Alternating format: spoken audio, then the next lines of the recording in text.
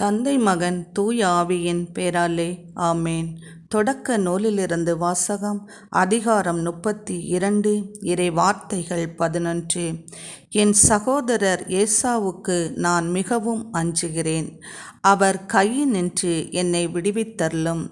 இது ஆண்டவர் வழங்கும் அருள்வாக்கு. இறைவா, உமக்கு நன்றி. நன்றி தகப்பனே, நன்றி. ஆபிரகாமின் தேவனே நன்றி. ஈசாக்கின் தேவனே நன்றி. யாக்கோபின் தேவனே நன்றி. தானியேலின் தேவனே நன்றி. ஏசப்பா நன்றி. எம்மை ஆளுகின்றவரே, உமக்கு கோடான கோடி நன்றி. ஏசப்பா நன்றி. ஆண்டவரே, இன்றைய இறைவார்த்தையில் நாங்கள் வாசிக்க கேட்டது போல பொல்லாத மனிதர் கையினின்று நீர் எம்மை விடுவித்து பாதுகாத்து கொள்வீராக.